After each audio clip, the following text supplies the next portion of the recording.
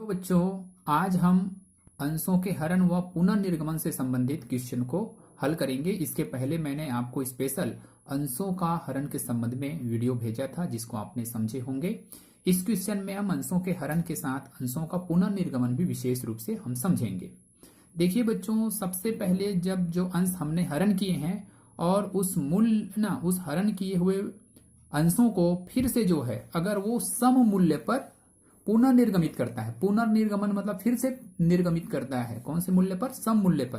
तो ऐसे कंडीशन में पंजी होता है बच्चों बैंक खाता विकलन अंश पूंजी खाता से, और नरेशन लिख देंगे सम मूल्य पर पुनर्निर्गमन। ठीक है, बहुत ही सिंपल है।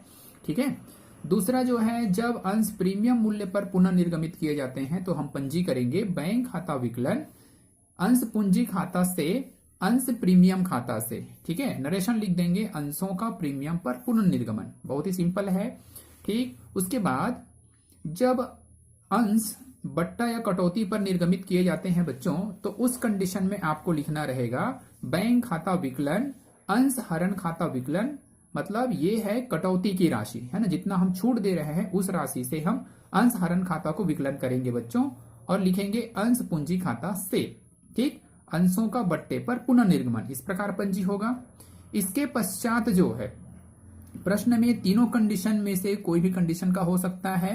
प्रश्न जो है सम मूल्य पर निर्गमन भी हो सकता है ना, अंशों का प्रीमियम मूल्य पर पुनर्निर्गमन हो सकता है, या फिर अंशों का कटौती मूल्य पर पुनर्निर्गमन हो सकता है बच्चों। तो ये पंजी करने के जस्ट पश्चात, ठीक है, आगे करेंगे आप, नोट में लिखा हूं, अंशों को का पुनर्निर्गमन करने के बाद यदि कोई शेष मतलब कोई राशि बच जाती है बच्चों, है ना, बचत होती है। ठीक है, अंश हरण की जो राशि कुछ बचता है, जिसको आगे लिखे हैं, अंश हरण खाते में अगर बचता है तो उसे पूंजी संचय खाते में हस्तांतरित कर देते हैं। ठीक है, और उसके लिए निम्न प्रविष्टि करेंगे, जर्नल प्रविष्टि, वो है अंश हरण खाता विकलन पूंजी संचय खाता से। ठीक है, कहने का मतलब ये है कि हमने जो अंश हरण किए हैं उसमें के अंश की हरण की कुछ राशि बचती है, अगर हमने उसके बट्टे के रूप में भी कुछ उपयोग किया, उसके बाद बच गया, उसको हमको पूंजी संचय खाते में अंतरित करना है। प्रीमियम के कंडीशन में तो अंश हरण की पूरी राशि को हम प्रीमियम अंश पूंजी खाते में हस्तांतरण कर देंगे। ठीक उसी प्रकार सम मूल्य के कंडीशन में पुनर्निर्गमन में भी अंश हरण से जो राशि हमें प्राप्त हुई है बच्चों, उसको भी हम इसी पंजी के तहत जो है ना, क्या करेंगे, पूंजी संचय खाता में हस्तांतरित कर देंगे। ठीक है, चलिए देखते हैं एक उदाहरण, उससे आपको और भी ये बातें जो है डिटेल में समझ में आ जाएगा। देखिए बच्चों, हमने एक उदाहरण आपके लिए, है ना, लिए हैं, जिसमें आपको एक ही उदाहरण से सारी चीज आपका क्लियर हो जाए। देखिए, निर्मल कर ने गायकवाड़ लिमिटेड के 10 रुपए वाले 1000 अंशों के लिए आवेदन प्रस्तुत किया। आवेदन पर 2 रुपया, आवंटन पर 2 रुपए, प्रथम याचना पर 3 रुपए तथा द्वितीय याचना पर 3 रुपए प्रति अंश दे हैं। उसने आवेदन तथा आवंटन की राशि चुकाई, है ना, शुरू की 2-2 रुपया है बच्चों आवंटन की, और आवेदन की राशि उसको पूरी चुका दिया, किंतु प्रथम और द्वितीय याचना की राशि का, है ना, राशि नहीं चुका सका। अतः संचालकों ने उसके सारे अंश को जब्त कर लिए। कंपनी की पुस्तक में क्या जर्नल प्रविष्टि होंगी यदि इन्हें नगद 10,000 रुपए में पुनः निर्गमित कर दिया जाता है? दूसरा, इन्हें नगद 12,000 रुपए में पुनर्निर्गमित कर दिया जाता है, और तीसरा, इन्हें नगद 8,000 रुपए में पुनर्निर्गमित कर दिया जाता है। तो बच्चों, आपको इसमें एक चीज समझ में आ रहा होगा भाई, हमने जो है क्या किए हैं, है ना, 10 रुपए वाले 1000 अंशों, है ना, की जो राशि है ना, उसको जो है हमने हरण किए हैं। ठीक है, तो उसकी जो कीमत है बच्चों, वो कितना होगा? अगर देखा जाए तो 1000 गुना 10 बराबर 10,000 होता है। तो यहां पर अगर देखें पहले कंडीशन में, तो 10,000 में हम पुनर्निर्गमित कर रहे हैं, इसका मतलब सम मूल्य पर निर्गमन हो रहा है। इन्हें नगद 12,000 में पुनर्निर्गमित कर रहे हैं, इसका मतलब है कि हम प्रीमियम मूल्य पर अंशों का पुनर्निर्गमन कर रहे हैं। और इन्हें नगद 8,000 में पुनर्निर्गमित कर रहे हैं, इसका मतलब है बच्चों कि हम यहाँ पर बट्टे मूल्य पर अंशों का निर्गमन कर रहे हैं। तो इस एक ही प्रश्न में पुनर्निर्गमन के, है ना, सभी प्रकार से, ठीक है, क्वेश्चन जो है हमको मिल पा रहा है। तो इस प्रश्न को समझते हैं। तो सबसे पहले बच्चों इसमें किया जाता है ना, क्या चीज, अंशों के हरण की प्रविष्टि की जाती है। तो अंश हरण की प्रविष्टि हम पहले भी कर चुके हैं, ठीक है। आप सभी जानते हैं कि कितना राशि चुकाया, वो चुकाया गया राशि अंश हरण खाते में जाता है, और जो नहीं चुकाया गया राशि है उसको जो है उसके नाम से लिखा जाता है। तो इसके लिए हम पंजी यहां पर करते हैं। सबसे पहले क्या है ना, अंश हरण की पंजी करेंगे बच्चों। तो उसके लिए पंजी किया जाता है अंश पूंजी खाता, अंश पूंजी खाता, विकलन करेंगे बच्चों, डेबिट करेंगे, ठीक है। और क्या लिखेंगे, हमको जो राशि प्राप्त नहीं हुआ है वो लिखेंगे। तो प्रश्न के एक ना अनुसार प्रथम याचना और द्वितीय याचना की राशि हमें प्राप्त नहीं हुआ है, तो उसी को हम यहां पर लिख देते हैं बच्चों, अंश प्रथम याचना खाता से अंश द्वितीय याचना भी हमको नहीं मिला, इसलिए लिखेंगे द्वितीय याचना खाता से, और आखिरी में लिख देंगे बच्चों अंश हरण खाता से, अंश हरण खाता से। और ये किस चीज का हमने एंट्री यहां पर किए हैं, अंश हरण की लेखा किए हैं बच्चों। हमने अंश हरण का लेखा हमने यहां पर किया है, ठीक है। और हमने कितने अंशों का हरण किया है ना भाई, हमने जो है 1000 अंश 10 रुपए वाले थे उसका हमने हरण किया है, ठीक है। तो कितना पैसा हो जाएगा पूंजी खाते में भाई, पूंजी खाते में हो जाएगा हमारा 1000 गुना 10 बराबर 10,000 रुपए होगा, ठीक है बच्चों, 10,000 रुपए होगा, ठीक। अब प्रथम याचना की जो राशि है वो है 3 रुपए, तो 3 रुपए के हिसाब से 1000 का कितना 3000। उसी प्रकार द्वितीय याचना की राशि भी हमारा कितने का है, वो भी 3 रुपए है, तो 3 रुपए के हिसाब से 1000 गुना 3 बराबर 3000। और अंश हरण खाते में उसने चुकाया क्या क्या, चुकाया था आवेदन का 2 रुपए, आवंटन का 2 रुपए, तो 2 और 2 4 रुपए चुकाया, ठीक है। एक अंश पर 4 रुपया, तो 1000 अंश पर हो जाएगा कितना 4000 रुपए। और इस प्रकार से बच्चों देखो है ना, 3000 3000 और 4000 सब मिला के आपका आ गया 10,000। तो ये जो है अंश हरण का लेखा इस प्रकार से करेंगे। उसके बाद जो कंडीशन दिया है, तो कंडीशन के अकॉर्डिंग जो है आपको फिर से एंट्री करना है, ठीक है, उसके आगे का। तो सबसे पहले देखो बच्चों, प्रश्न के हिसाब से है ना, इन्हें नगद 10,000 में पुनर्निर्गमित किया। और ऐसे भी अगर है ना, जिस अंश को हमने खरीदे हैं वो 10,000 का ही है, हरण किए हैं वो 10,000 रुपए का वाला ही है, ऐसे कह सकते हैं, ठीक है। उसका कीमत 10,000 ही है। 1000 अंश जो हमने हरण किए है ना, वो उसका कीमत 10,000 रुपए है, और उस 10,000 रुपए में ही हम फिर से पुनर्निर्गमित उसको कर रहे हैं, ठीक। तो यहां पर अब देखें इसकी एंट्री हम कैसे करेंगे, है ना। तो इसकी एंट्री कंडीशन आ, यहां पर हम लिख रहे हैं बच्चों कंडीशन आ, है ना, दूसरा नंबर है और दूसरा में हमारा कंडीशन आ है, ठीक। तो इसके लिए हम पंजी क्या करेंगे भाई, जिस समय अंशों को पुनर्निर्गमित किया जाता है तो पूरी राशि एक साथ प्राप्त करते हैं। जैसे मैंने भी पंजी लिखाया था ना, बताया था सम मूल्य पर अंशों का पुनर्निर्गमन, वही पंजी यहां पर हो जाएगा। और वो पंजी है बच्चों बैंक खाता, है ना, बैंक खाता आपका विकलन हो जाएगा। कितने पैसे में हम इसको पुनर्निर्गमित कर रहे हैं, तो ये बोल रहा है 10,000 में, ठीक है बच्चों। तो 10,000 रुपए यहां पर लिख देंगे, है ना। उसके बाद जो है क्या लिखेंगे, अंश पूंजी खाता, अंश पूंजी खाता से। तो ये भी कितने का 10,000 रुपए का हो जाएगा बच्चों, क्योंकि जितने का वो अंश है उतने में ही हम इसको पुनर्निर्गमित कर रहे हैं, ठीक है। तो यहां पर आप उसी का है ना पंजी प्रविष्टि हम लिख देंगे, ठीक है। अंशों का सम मूल्य पर पुनर्निर्गमन, है ना, अंशों का सम मूल्य पर पुनः निर्गमन, ठीक है। तो इस प्रकार से हमने पुनर्निर्गमन कर दिया। अब यहां पर आप देखेंगे जैसे ही हम किसी अंशों को पुनर्निर्गमित करते हैं बच्चों, तो उसकी जो बचत पैसा है उसको पूंजी संचय खाते में हस्तांतरित करना पड़ता है। बचत पैसा का मतलब क्या है, जो अंश की हरण से हमने वसूल किए हैं ना, उस पैसा का मतलब है बचत पैसा, ठीक है। तो यहां पर देखो 4,000 रुपए जो हमने हरण किए थे, इस पैसे को तुरंत जैसे ही हम है ना अंशों के हरण करते हैं, क्या बोलते हैं, पुनर्निर्गमन करते हैं, तो बचत राशि को अंश हरण खाते में ट्रांसफर किया जाता है। ठीक है, तो अ कंडीशन का पहला पंजी ये होगा, और इसी अ कंडीशन का, ठीक है, सेकेंड पंजी जिसको हम अंश हरण खाते में ट्रांसफर कर, अंश पूंजी संचय खाते में हम ट्रांसफर करते हैं, उसकी एंट्री यहां पर करेंगे बच्चों। तो इसके लिए पंजी आपका हो जाएगा क्या, अंश हरण खाता डेबिट, ठीक है, और पूंजी संचय खाता से, पूंजी संचय खाता से, है ना, नरेशन लिख देंगे यहां पर। ठीक है, अंश हरण की बचत राशि पूंजी संचय खाता में अंतरण, है ना, अंतरण या हस्तांतरण इस प्रकार लिख देंगे।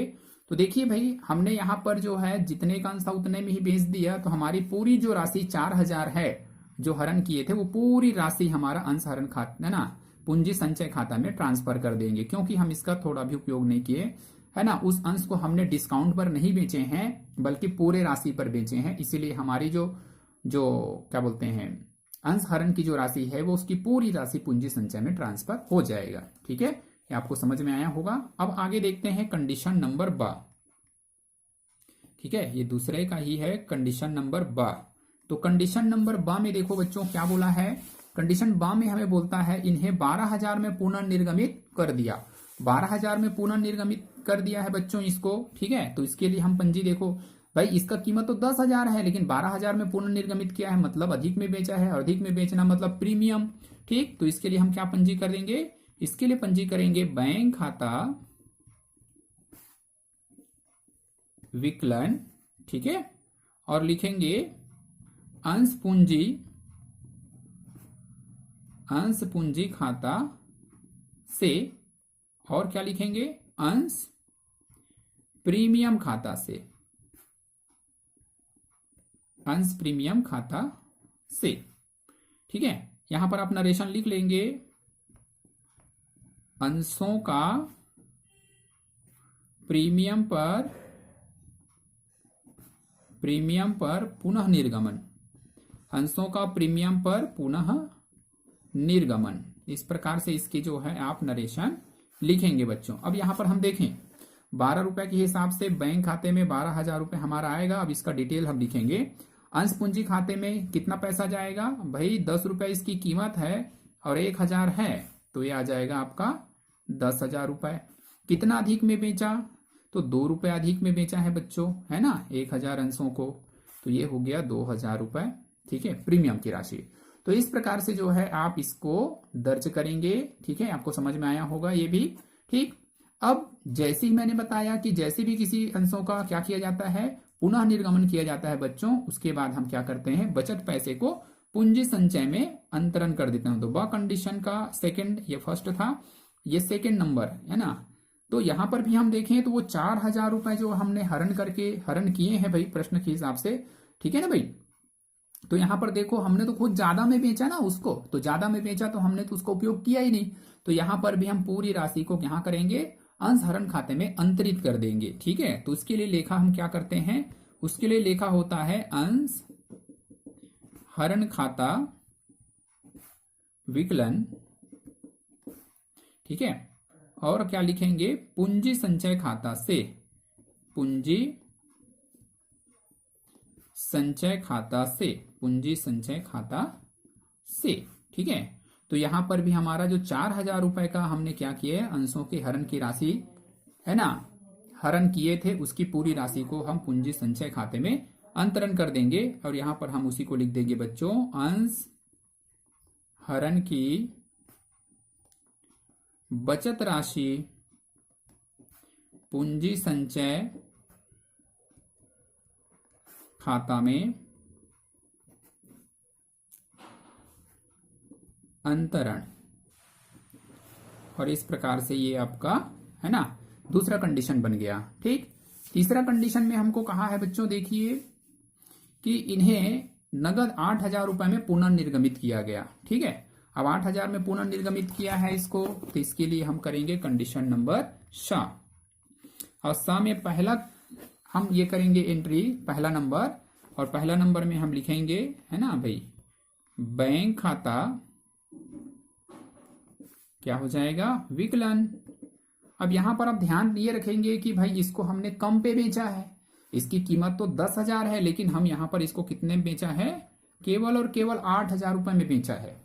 तो यहां पर हरण की जो पैसा हमने अंशों को हरण किया है, उसमें की जो पैसा है अंश हरण खाते में, उसका उपयोग करेंगे, और यहां पर उसी को हम ना लिखेंगे कितना कम है, तो 2,000 कम है, क्योंकि इसका है ना रेट जो है 10,000 है बच्चों। तो लिखेंगे अंश हरण खाता, ये भी हम क्या कर देंगे, विकलन कर देंगे। क्यों विकलन कर रहे हैं इसको अब यहां पर, है ना 2,000, क्योंकि हमारे पास 4,000 का हरण की राशि है, तो हम अधिकतम 4,000 तक के, ठीक है, छूट दे सकते थे। ठीक है ना, तो 4,000 तक के हम छूट दे सकते थे, लेकिन हम 2,000 इस प्रश्न के अकॉर्डिंग 2,000 ही छूट हमने दिए, अधिकतम हम 4,000 तक दे सकते हैं। ठीक है, उससे ज्यादा का छूट दे भी नहीं सकते अधिनियम के अनुसार। ठीक है, तो बैंक खाता विकलन, अंश हरण खाता विकलन, और अगला हो जाएगा हमारा अंश पूंजी खाता से। ठीक है, तो यहां पर आप लिख देंगे इसका अंशों का बट्टे पर पुनः निर्गमन, ये पंजी यहां पर हो जाएगा, अंशों का पुनः निर्गमन हमने कर दिया। ठीक है, और इसकी कीमत हो गया ये 10,000 रुपए का बच्चों। ठीक है, तो ये एंट्री हम करेंगे। अब यहां पर आप देखेंगे कि हमने तो 2,000 अंश हरण की राशि यहां पर उपयोग कर लिया, बचत जो पैसा है उसको हम कहां ट्रांसफर करेंगे, पूंजी संचय में ट्रांसफर करेंगे। तो स कंडीशन का दूसरा नंबर हम देखेंगे बच्चों, तो यहां पर आप लिखोगे अंश हरण खाता विकलन और पूंजी संचय खाता से। ठीक है, तो पूंजी संचय में कितना, 4,000 ऋण 2,000, है ना, वो हम यहां पर ये करेंगे, तो ये कितना पैसा बच गया, 2,000 बचा है ना। 2,000 हम यहां पर उसको क्या कर देंगे भाई, एंट्री कर देंगे। कैसे आया उसको मैंने यहां पर डिटेल लिख दिया है। 4,000 अंश हरण हमने किए थे 4,000 का, उसमें से 2,000 का उपयोग यहां पर हमने कर लिया, देखो डेबिट कर दिया, वहां क्रेडिट किए थे ना, तो 2,000 हमने डेबिट किया, तो यहां पर 2,000 और डेबिट करके उसको बराबर कर रहे हैं। ठीक है, अब यहीं पर वो नरेशन जो हम लिखते हैं प्राय वही नरेशन आप लिख देंगे। क्या नरेशन लिखेंगे, अंश हरण की, है ना, बचत राशि पूंजी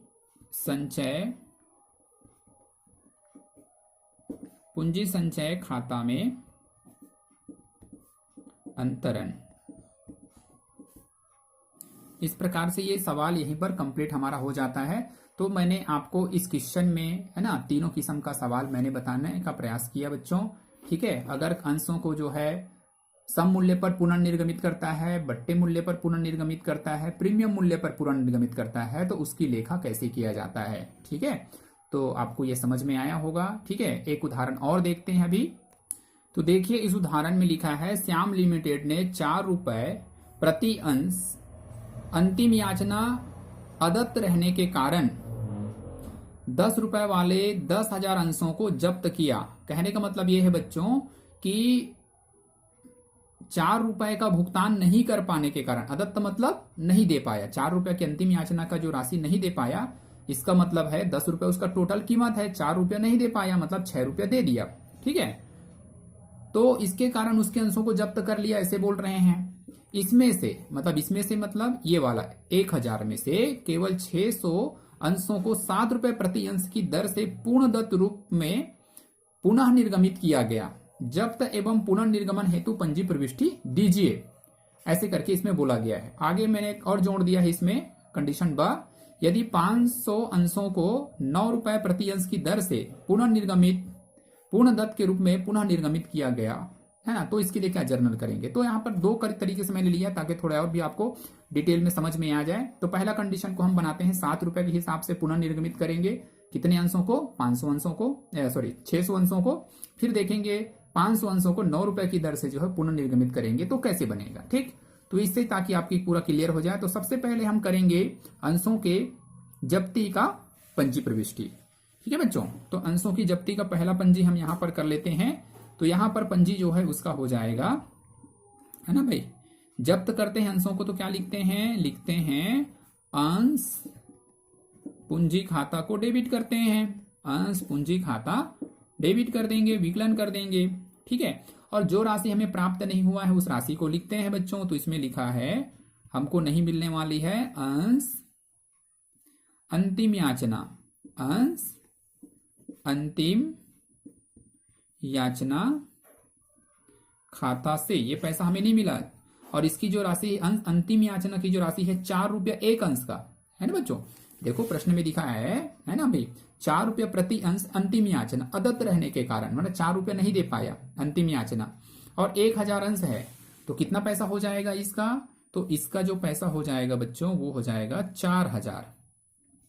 ठीक है, तो हमको मिला कितना भाई, एक अंश का कीमत कितना है, 10 रुपए है ना भाई, ये देखो 10 रुपए है एक अंश का, तो 10 है ना 1000 अंश का हो जाएगा हमारा कितना।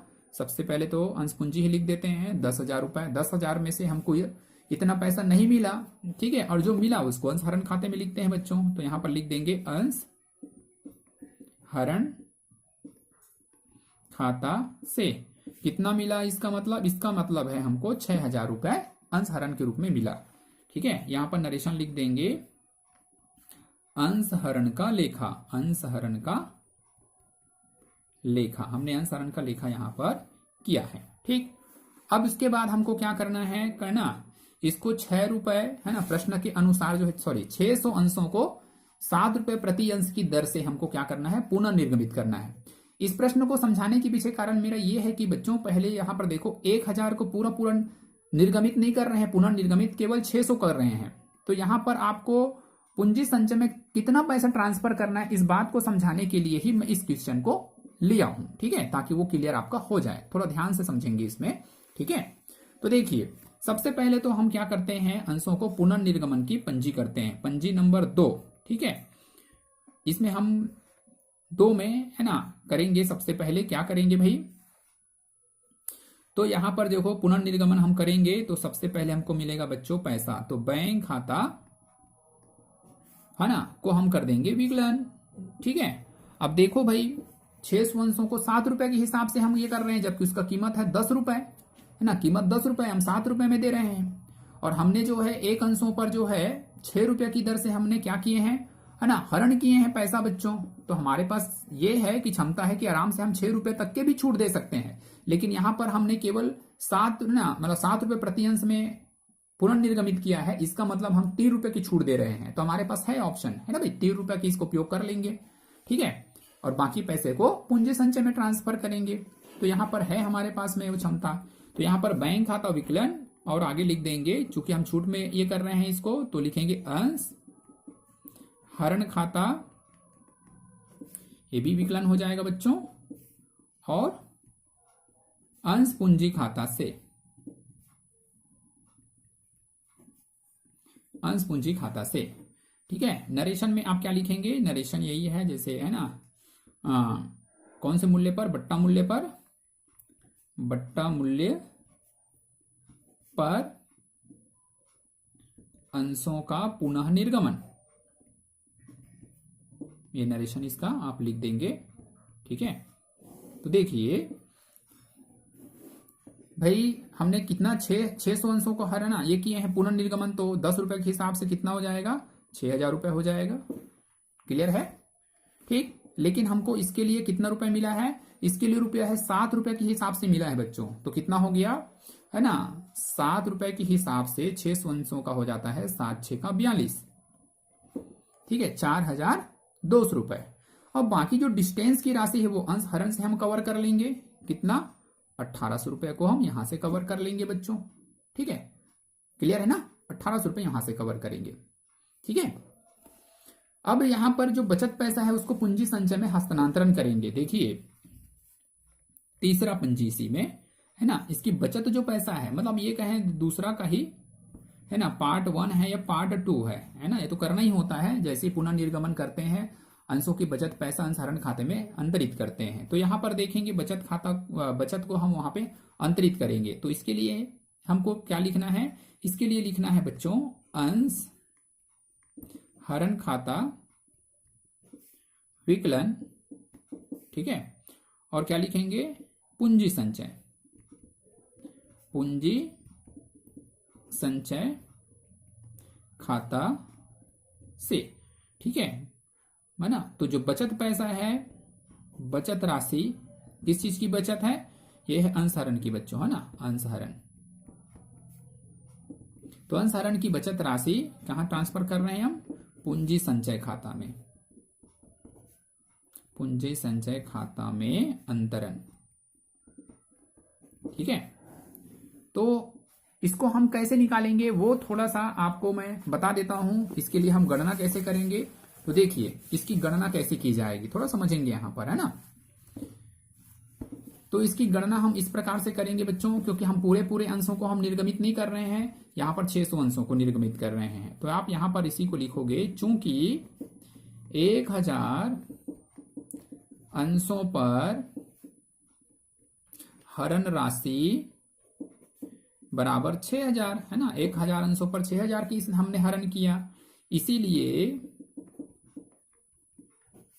600 अंशों पर हरण राशि, भाई हमने 600 अंशों को बेचा ना अभी, तो 600 अंशों पर हरण राशि कैसे निकलेगा वो हम निकाल रहे हैं। तो इसको इस प्रकार लिखते हैं 6000 भागित 1000 और गुना 600, इस प्रकार लिखेंगे। तो ये सब फटाफट काट दीजिए, कितना हो जाएगा, हाँ कितना हो जाएगा, 6 6 का 36, ठीक है बच्चों। 3600 रुपया होता है।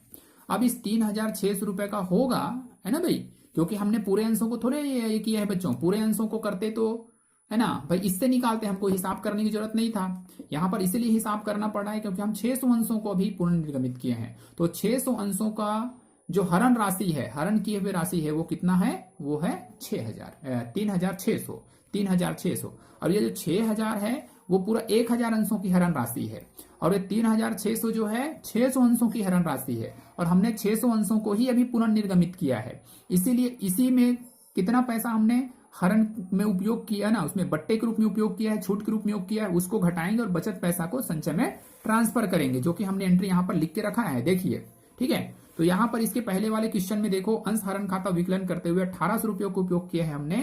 तो अब बाकी पैसे को हम क्या करेंगे, है ना, ये पूंजी संचय में हस्तांतरित करेंगे। तो यहां पर देखो ये हो गया, तो इसमें अब माइनस कर देंगे, इसमें आपको माइनस करना है ना, बट्टे के रूप में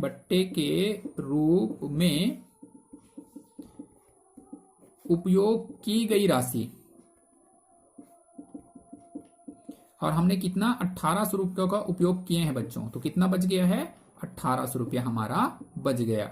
यही हमारे जाएंगे कहां पर, पूंजी संचय खाते में, इसी को लिखना है, इसी को पूंजी संचय खाते में आपको लिखना है, इसी 1800 रुपए को, ठीक है। तो बस, तो ये आपको पूरा समझ में आया होगा। एक बार फिर से देख लीजिए, चूंकि 1000 अंशों पर हमने 6000 हरण किए थे, और चूंकि हमने जो है 600 अंशों को ही अभी हम बेच रहे हैं, तो उसी की जो बचत राशि हम निकाल रहे हैं। तो 600 अंशों पर हरण की राशि सबसे पहले निकालेंगे, जो कि आता है 3600 रुपए, है ना, माइनस हमने बट्टे के रूप में उपयोग किया है बच्चों वहां पर 1800 रुपए को, है ना। तो बाकी जो 1800 रुपए है वो पूंजी संचय खाता में अंतरित किया जाएगा। देखिए, तो यहां पर जो है हम क्या लिख देंगे, 1800 रुपए लिख देंगे बच्चों, ठीक है। ये आ जाएगा आपका 1800 रुपए, ठीक है।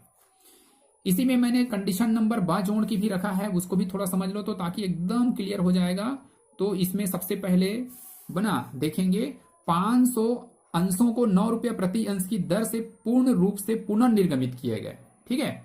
अब 500 अंशों बस को कर रहे हैं यहां पर, इसके पहले वाले में 600 अंशों को हम पुनर्निर्गमित कर रहे थे, यहाँ 500 अंशों को पुनर्निर्गमित कर रहे हैं बच्चों। तो पुनर्निर्गमित वो भी 9 रुपए की दर से, तो कितना हो जाएगा, 9 पंचे 45, 4500 रुपए, ठीक। तो इसके लिए हम एंट्री करते हैं, सबसे पहले पुनर्निर्गमन की पंजी क्या लिखते हैं, पंजी लिखते हैं बैंक खाता, ठीक है, बैंक खाता विकलन, ये 500 के हिसाब से कर रहे हैं, तो 500 के हिसाब से कितना होना चाहिए, 5000 होना चाहिए, लेकिन हमको कितने में कर रहे हैं, इसको केवल कर रहे हैं 4500 में। 1 रुपए की छूट दे रहे हैं, तो 1 रुपए की छूट की पूर्ति कहां से करेंगे, अंश हरण खाते से हमको करना है बच्चों।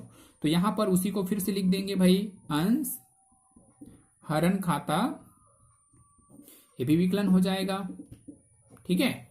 तो 500 अंश है 1 रुपए के हिसाब से, 500 रुपए ये भी हो गया।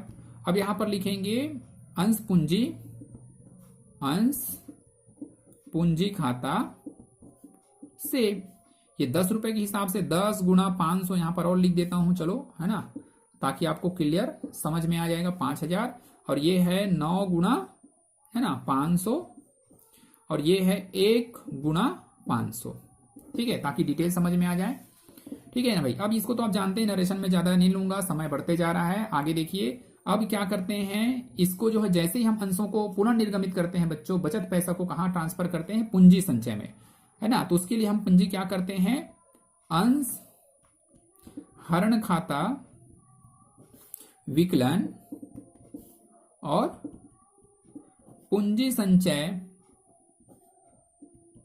खाता से, ठीक है। इसका भी मैं नरेशन आपको नहीं लिखूंगा, मैं बार बार नरेशन लिख चुका हूं ना, टाइम ज्यादा हो रहा है, इसलिए थोड़ा सा ध्यान में रखेंगे। फिर से हम ये जो है इसी प्रकार से हम एक क्या बोलते हैं गणना कर लेंगे, है ना। हमने आ कंडीशन का गणना किया, अब इसी को देखो बच्चों, हम बा कंडीशन की गणना कर रहे हैं, मतलब पूंजी संचय निकाल रहे हैं, पूंजी संचय की गणना है ये, पूंजी संचय की गणना हम यहां पर कर रहे हैं, ठीक है। तो यहां पर आप फिर से लिखोगे वही, चूंकि 1000 अंशों पर हरण राशि बराबर 6000 रुपए, है ना, है, ठीक है, 6000 रुपए है, इसीलिए कितने अंशों पर, 500 अंशों पर, है ना। हरण राशि पहले निकालेंगे बच्चों, कितना होगा हरण राशि भाई, 500 अंशों पर है, तो सामान्य है, आधा ही हो रहा है, फिर भी देख लीजिए इसको कैसे निकालते हैं, 6000 भागित 1000 गुणा 500, 1 2 3, ठीक है, 5 6 का 30, तो कितना आ गया, 3000। अब इस 3000 में हम किसको घटाएंगे, है ना, जैसे यहाँ पर लिखा ना, बट्टे के रूप में उपयोग की गई राशि, तो बट्टे के रूप में उपयोग की गई राशि, है ना, यहाँ पर आप देख सकते हैं बट्टों के रूप में जो 500 अंशों पर हमने 500 को उपयोग किया है, ठीक है, तो उसी को हमको घटाना है, तो माइनस बट्टे के रूप में उपयोग की गई राशि, उपयोग की गई राशि जो कि है 500 रुपए, तो घटाने के बाद कितना आ जाएगा बच्चों, आ जाएगा 2500 रुपए, और यहां पर आपको यही जाएगा आपके पूंजी संचय में, इसी को पूंजी संचय खाते में आपको लिखना है 25 रुपए। मैं ये दो इसीलिए मैं लिया हूं एक ही इसमें, ठीक है, तो ये 25 रुपए का हम यहाँ पर पूंजी संचय खाते में राशि लिख देंगे, बचत पैसा आ जाएगा 2500 रुपए, कितना, 2500।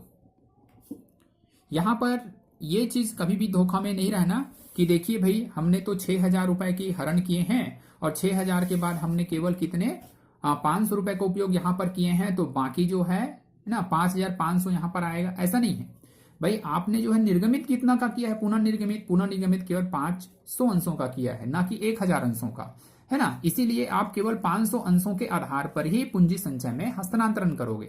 आप जितना ही अंशों को पुनः निर्गमित करेंगे बच्चों, उसी के आधार पर ही पूंजी संचय की आप गणना करेंगे, यही इसमें मेन होता है। इसको समझ गए तो इसमें सब कुछ समझ गए, ठीक है। इसको नहीं समझा तो फिर थोड़ा दिक्कत है ना। इसलिए थोड़ा सा अच्छा सा प्रयास कीजिए, वीडियो को पूरा देखना और देख करके समझने का प्रयास किए, है ना, करेंगे। ठीक है बच्चों, आज के लिए बस इतना ही, ओके।